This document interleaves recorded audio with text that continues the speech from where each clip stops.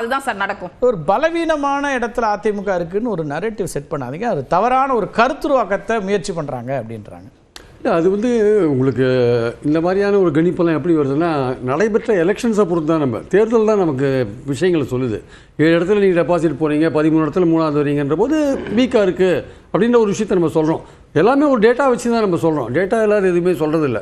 அப்போ அதுக்கு என்ன காரணம்னு பார்க்கும்போது இவங்கெல்லாம் இல்லை, அந்த கட்சியில் இல்லை, தினகரன் இல்லை, அவர் இல்லை, இவர் இல்லை, டெல்டாவில் எப்படி இருக்குது, சவுத்தில் எப்படி இருக்குதுன்னு நம்ம சொல்கிறோம். நம்ம அதனால் ஒரு கட்சியோடைய அந்த பலவீனம் அல்லது பலம் என்பது சமீபத்தில் கடைசியாக நடந்த தேர்தலை வச்சு தான் நம்ம தீர்மானிக்க முடியும். அதில் அவங்க என்ன சொல்லுவாங்க, அது பார்லிமெண்ட் தேர்தலுங்க அப்படின்னுவாங்க. ஆனால் பார்லிமெண்ட் தேர்தலில் அதிமுக வச்ச முழுக்க விமர்சனம் எல்லாமே திமுக அரசாங்கத்தை பற்றி தான் விஷயங்களே தவிர மோடியை பற்றி ஒன்றுமே அவங்க வைக்கல. காங்கிரஸை பற்றியும் வைக்கல, மோடியை பற்றியும் வைக்கல. ஏதோ ஸ்டேட் எலெக்ஷன்ஸ் மாதிரி தான் அவங்க பிரச்சாரமே பண்ணினாங்க. இன்னொரு விஷயம், இவர் ரவிக்குமார் சொன்னார், இந்த மாதிரி அதிமுக அழிச்சிடும் பாஜக அப்படின்ற மாதிரி ஒரு விஷயத்த சொன்னார். அதிமுகவை பாஜக அழிக்கிறதோ இல்லை, இப்போ அதிமுக இப்போ சொல்லியிருக்காங்க பாருங்க, விஜயை பார்த்து உங்கள் கட்சியை திமுக அழிச்சிடும்ட்டு, அதுவோ இதெல்லாம் நடைமுறையில் சாத்தியம் இல்லாத ஒரு விஷயம். இந்த கட்சிகள் தேர்தலில் தோற்றா ஒரு பின்னடைவை சந்திக்குமே தவிர கட்சியே இல்லாத போயிடும் அப்படின்லாம் சொல்ல முடியாது. அது விஜய் ஆகட்டும், விஜய் கட்சி ஆகட்டும், இல்லை அதிமுக ஆகட்டும். இல்லை, விஜய் இப்போ அமைதியாக இருக்கிறத எப்படி பார்க்குறீங்க? அதிமுக வெளிப்படையாக அவருக்கு டிமாண்ட் இருக்கு சார். அவரோட டிமாண்ட் கையை பூடி வச்சிருக்காரு. அவர் அன்டெஸ்டட் நிறைய பேர் சொல்லிட்டு இருப்பாங்க. அன்டெஸ்டட்னா 5 உண்மைங்க நிறைவேறல. நான் சொல்றேன் கரெக்ட், அது நிறைவேறலாம் சொல்லாதீங்க.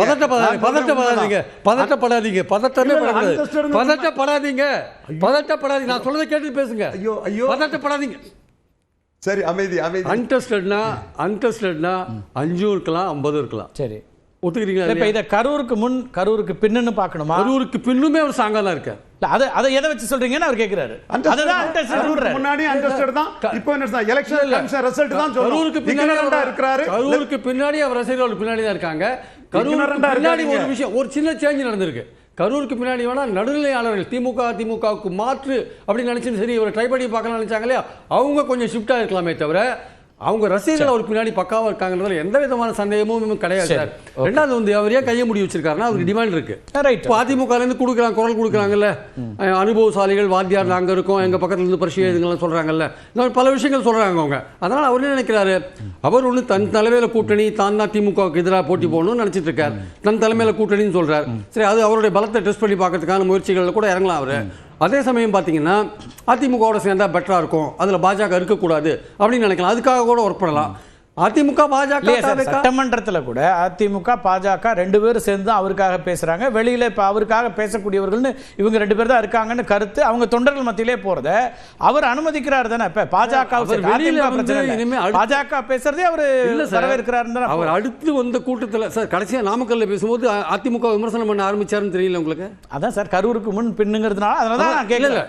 அடுத்து வர கூட்டத்தில் அவர் என்ன பேச போறாரு வச்சுதான் நம்ம தீர்மானிக்க முடியும். இல்ல, நான் அதிமுக வார்த்தையே சொல்ல, அதிமுகவை தொடக்க காலத்திலிருந்து நட்பாக அல்லது விமர்சிக்காம வச்சிருக்கிறாரு.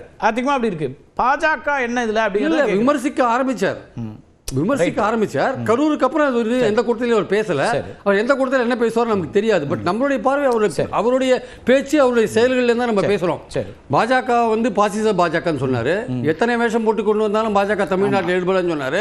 தாமரை இலை தண்ணீரில் ஒட்டாது, அது மாதிரி பாஜக தமிழக மக்கள் மனதில் ஒட்டாதுன்னாரு. அப்புறம் அதிமுக பார்த்து நீங்க நேர்முக கூட்டணி வச்சிருக்கீங்க, திமுக மறைமுக, அது எல்லாமே அடிப்படையில் பாஜக எதிர்ப்புன்னு இருந்தது இல்லையா? பாஜக தாவேகாவுக்காக பேசுகிறது அப்படின்னும் போது அவர் அதுல அமைதியா தானே இருக்காரு. இல்ல சார், அது எல்லாத்துக்குமே அமைதியா தானே இருக்காரு. அதிமுகவுக்கும் அமைதியா தான் இருக்காரு, பாஜகவுக்கும் அமைதியா இருக்காரு. இயல்புல இருக்கக்கூடிய ஒரு நட்பு சக்தி. திமுக பத்தின விமர்சனங்களே அவர் பேசாத இருக்காரு. இப்ப திமுக பத்தி இப்போ நெல் விஷயம் வந்திருக்கு வச்சுக்கோங்களேன். இப்ப டெல்டா மாவட்டங்கள் முழுக்க நெல் விஷயம் பெருசா பேசப்படுறது, அதை பத்தி வாயை திறக்காத இருக்காரு. கரூர் சம்பவத்துக்கு அப்புறம் வாயை மூடிட்டு இருக்காரு. அவர் என்ன மனத்துல வச்சுட்டு தெரியாது. பட் அவருடைய கடந்த கால பர்ஃபார்மன்ஸ் பார்க்கும்போது அவர் பாஜக இருக்கிற கூட்டணிக்கு போவார்ன்றது ஒரு டவுட்டா இருக்கு. அதிமுக இருக்கிற கூட்டணிக்கு போவாருன்னா போறதுக்கான வாய்ப்பு இருக்கு, மறுக்கிறதுக்கு இல்ல. அதனால தாவேகா அதிமுக ஒரு கூட்டணி அமையறதுக்கு வாய்ப்பு இருக்கு. இல்ல அதெல்லாம் வேண்டாங்க, நான் தனியா தான் போறேன், நான் தான் பிரைமரி போர்ஸ். அதுக்கு பிறகு எந்த கருத்தும் இல்ல, எந்த பொது சிக்கலுக்கும் கருத்து சொல்லல. ஆனாலும் அவருடைய ஆதரவு தளம் அப்படியே இருக்கு. ஆதரவு தளம் ஒரு நடுநிலையாளர்கள் மத்தியில் ஒரு ஊசலாட்டம் இருக்கு. பின்னாடி தான் இருக்காங்க. சரி, பாஜக எப்படி பாக்குது தாவேகாவை சொல்லுங்க. நான் திரு ரவிக்குமார்ட்ட பேசணும் வரேன்.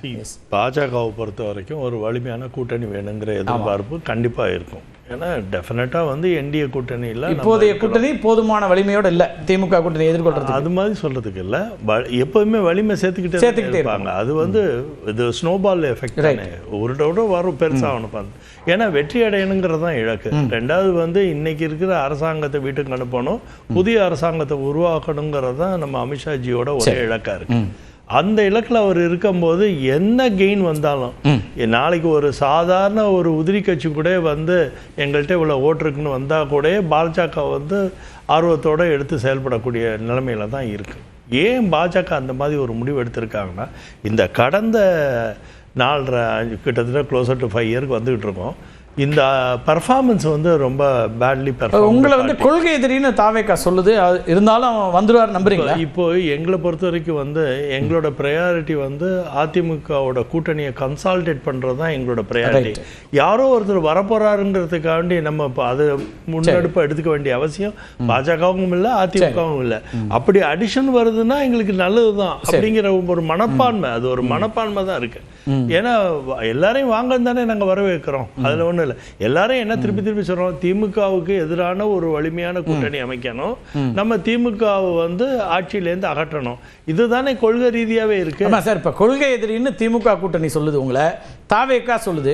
ஆனால் அதில் ஒரு கொள்கை எதிரியே ஆட்சியை விட்டு அகற்றணும், இன்னொரு கொள்கை எதிரி வந்தால் நல்லது நலம் அப்படின்னா அது புரிஞ்சுக்க. இப்போ திமுக தான் வந்து அகற்றப்பட வேண்டிய கட்சின்னு விஜய் முடிவு பண்ணி அவர் ஒரு ஆன்போர்டு பண்ணுறதுக்கான ஒரு யோசனைக்கு வரும்போது நாங்கள் எதுக்கு சார் வேண்டாம்னு சொல்லணும்? அதில் தான் இப்போ கொள்கை எதிரிங்கிறது அப்போ அது உறுதியான கொள்கை எதிரியா இல்லை வேறையான கேள்வி? என்ன வேணாலும் இருக்கணும் சார். அரசியல்ல நேற்று பேசுனது இன்னைக்கு நடக்காது, இன்னைக்கு பேசுனது நாளைக்கு நடக்காது சார். அரசியல் வந்து பேச்சுல வந்து அன்னன்னைக்கு சூழ்நிலைக்கு பேசுற பேச்சு தான்.